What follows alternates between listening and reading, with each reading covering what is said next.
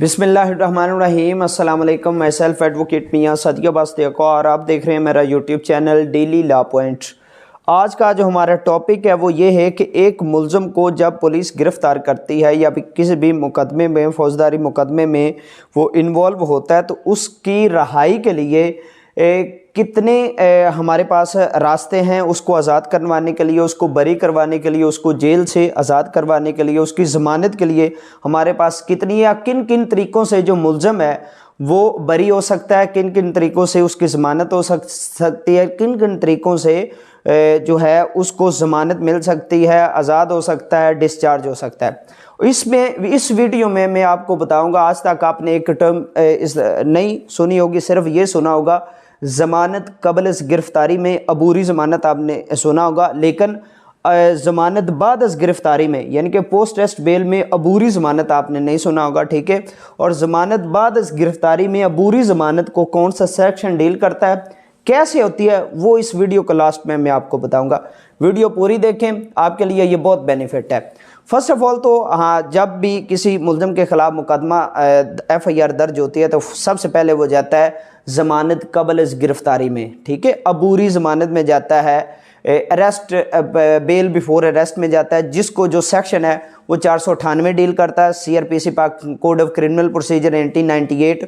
उसके बाद दूसरी ज़मानत है ज़मानत बाद गिरफ़्तारी, ठीक है, पोस्ट टेस्ट बेल, जिसको सेक्शन 497 डील करता है, कोड ऑफ क्रिमिनल प्रोसीजर 1898। उसके बाद अगर किसी शख्स को पुलिस ने अपनी कस्टडी में नाजायज़ तौर पर जेल में बंद किया है, ठीक है, तो उसकी आप रहाई के लिए मुतलका सेशन कोर्ट में 491 की पिटीशन फाइल कर सकते हैं और बैलफ के ज़रिए उस बंदे को रिकवर करवाया जा सकता है। उसके साथ साथ आप सेक्शन 100 दफ़ा 100 कोड ऑफ क्रिमिनल प्रोसीजर के तहत किसी मजिस्ट्रेट को भी एप्लीकेशन दे सकते हैं कि किसी फ़लाँ शख्स को नाजायज़ तौर पर किसी ने अपनी कैद में रखा है, पुलिस वालों ने अपनी कैद में रखा, तो मजिस्ट्रेट जो है वो बज़ाते खुद भी रेड कर सकता है।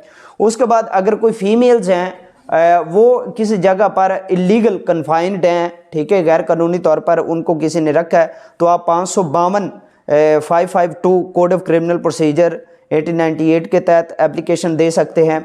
उसके साथ अगर किसी का मुकदमा जो है, चालान जो है वो मजिस्ट्रेट के पास चल रहा है, तो उस दौरान अगर एविडेंस मौजूद नहीं है या इस तरह के हालात बनते हैं, तो जो मुल्ज़िम है वो 249A 249A CRPC के तहत एप्लीकेशन फाइल कर सकता है। मजिस्ट्रेट के पास ये इख्तियार है कि मुल्ज़िम को बरी कर सकता है। उसके साथ साथ अगर उसका जो केस है, चालान है, मुकदमा है, वो सेशन कोर्ट में चल रहा है, तो सेशन कोर्ट में आप 265K 265K के तहत CRPC के तहत आप एप्लीकेशन वापस फाइल कर सकते हैं और उसको आज़ाद बरी करवा सकते हैं। उसके साथ साथ अगर किसी बंदे को मुकदमे में सज़ा दी जा चुकी है और सज़ा के बाद अब वो अपील में आ गया, तो आप अपील के दौरान 426 सेक्शन 426 CRPC के तहत उसकी जो है ज़मानत वो ले सकते हैं। उसके साथ साथ अगर जब मुल्ज़िम गिरफ़्तार होता है तो SHO या इन्वेस्टिगेटिंग ऑफिसर ये समझता है कि अब इस मुकदमे में इसके ख़िलाफ़ एविडेंस मौजूद नहीं है, तो SHO के पास ये इख्तियार है कि वो सेक्शन 169 के तहत मुल्ज़िम से मुचलका लेकर उसको आज़ाद कर सकता है। उसके साथ साथ सेक्शन 63 है, ये डिस्चार्ज से मुतल्लिक़ है कि अगर किसी मुल्ज़िम के ख़िलाफ़ एविडेंस मौजूद नहीं है, तो कोई डॉक्यूमेंट उसके ख़िलाफ़ कोई शहादत मौजूद नहीं है, तो जैसे ही उसको रिमांड पर पेश किया जाता है मजिस्ट्रेट के पास, तो जो मजिस्ट्रेट है वो सेक्शन 63 के तहत उस मुल्ज़िम को आज़ाद कर सकता है, ठीक है। अब आते हैं ज़मानत बाद गिरफ़्तारी में अबूरी ज़मानत, ठीक है। उसके लिए मुझे आपके साथ थोड़ा सा जो सेक्शन है वो 86 थोड़ा सा रीड आउट करना पड़ेगा। बेहतर तो ये कि आप भी सेक्शन 86 जो है वो निकाल कर रख लें सामने, ठीक है। सेक्शन 86 की दो प्रोविजंस हैं, दो प्रोवाइजो हैं, ठीक है, सॉरी, दो प्रोवाइजो है। Section 86 procedure bye magistrate before home persons arrested is brought, sub section 1 है। सब सेक्शन 1 की जो प्रोवाइजो नंबर 2 है वो हम पढ़ेंगे, ठीक है।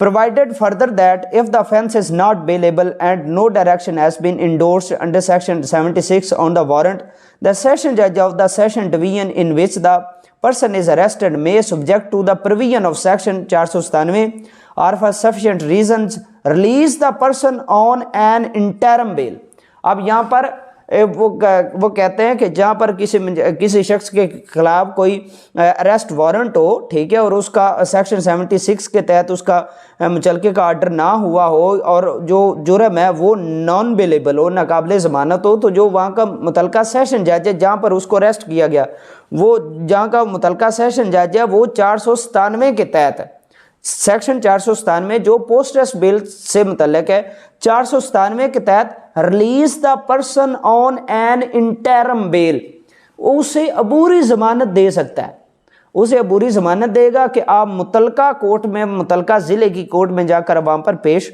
हो सकते हैं। ठीक है, ये चंद एक चीज़ें थी। अब हो सकता है ये जो टर्म है यह किसी को हजम ना हो, लेकिन ये हकीकत है, आप खुद भी इसको पढ़ सकते हैं। और मज़ीद वीडियोस के लिए चैनल को सब्सक्राइब करें, वीडियो को लाइक करें, शेयर करें। अल्लाह हाफिज़।